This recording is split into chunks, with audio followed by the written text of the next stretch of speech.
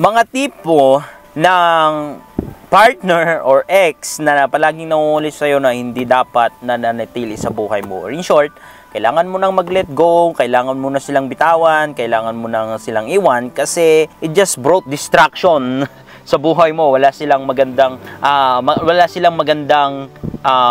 naidudulot sa buhay mo, or you know, sinisira lang ang maganda mong future. So kung gusto mo malaman, make sure na panoorin mo yan sa last part. Okay? So, simulan na natin.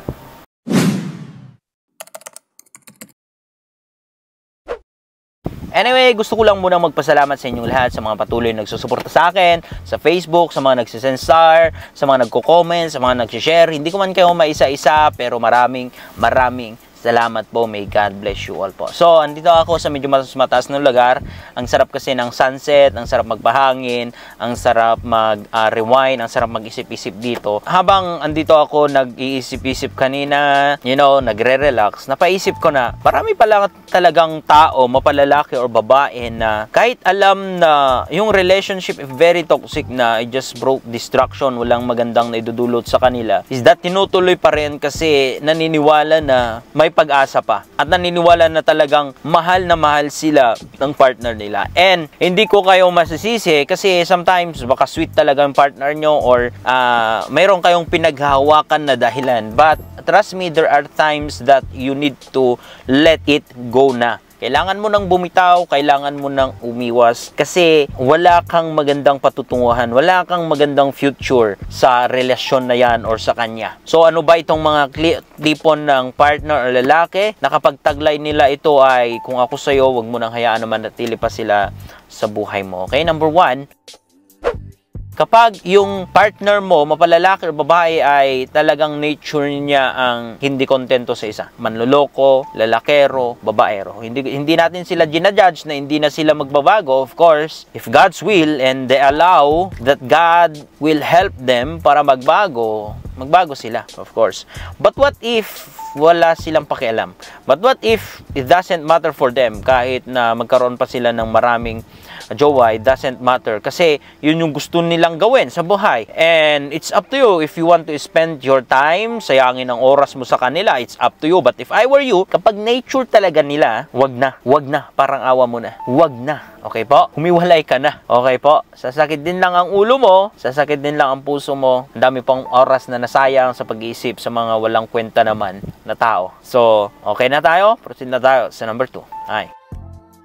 Manggagamit, especially when it comes to money, or kapag meron lang siyang kailangan sa'yo pero after niyang nakuha yung kailangan niya sa'yo, is that wala na, hindi ka na naman pinapansin, wala na siyang pakialam sa'yo. Look, kapag ang partner mo is that ginagamit ka lang, pera lang ang habol sa'yo, or something na mayroon lang siyang kailangan sa'yo na naibibigay mo sa kanya kaya siya nag-stay, please kaibigan, kahit pogi pa yan, kahit kasing gwapo ko pa, or kasing pogi pa ni Joshua Garcia or ni Zorro sa live actions, you know, sa mga nanonood ng One Piece, please kaibigan, at the end of the day, after kang gamitin, iiwan ka na lang, he doesn't care about you, ikaw lang ang kawawa and ikaw lang ang nawawalan, nauubusan. Okay, so if I were you, parang awa mo na, iwan mo na siya. Okay, so number 3 na tipo ng partner na hindi mo dapat tinotolerate, kapag palagi siyang tama. Alam ko maraming mga babae ang makaka-relate dito. But trust me, ang attitude na ganyan na palaging tama, wala pong magandang dulot sa relasyon. Palaging pag-aaway, palaging, you know, toxic. Kasi kapag palagi kang tama, hindi mo na-realize yung mali mo. So palaging mali ng partner mo. It means kapag hindi mo kasi ma-realize yung mali mo,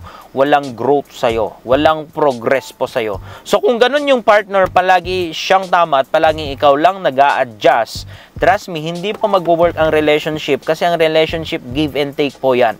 Hindi pong one-sided. Hindi po ikaw lang yung palaging nag-adjust, ikaw lang yung palaging naniintindi, ikaw lang yung palaging nagbibigay. Sometimes, kailangan mo na ikaw din yung intindihin, kailangan mo na ikaw din yung maintindihan, kailangan mo na ikaw din yung dapat kung saan nag-a-adjust din sila para sa'yo. Pero kung palaging sila ang tama, wala. Ikaw lang palaging, you know, yung side mo lang ang palagi mong i-fit sa kanila pero sila hindi. So, walang relasyon sa ganon. One-sided lang yung ganon. Walang pinagkaiba sa manggagamit. So, trust me, if you want ng isang mas healthy, mas masayang relasyon, umiwas sa mga ditong klase ng partner, ng ex, or ng manliligaw. Okay? Next.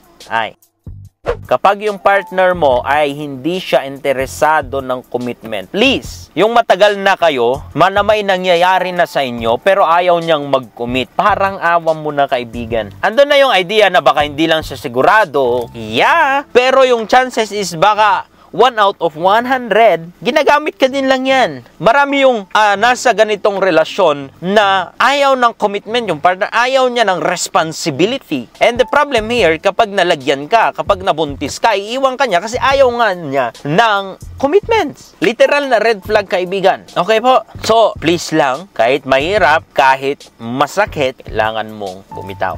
Kailangan mo siyang iwanan. Okay? Na, especially kapag sex lang ang gusto niya sa'yo. Kapag interesado lang siya when it comes to sex, when it comes to lust, when it comes to, gusto ng laman. Please. Parang nilalagay mo yung sarili mo sa kulungan. Parang ikaw kusa, ako, ikulong niyo ako. Kasi, trust me, when it comes to sex, ang palaging talo dyan, o palaging nakukulong dyan, ay babae.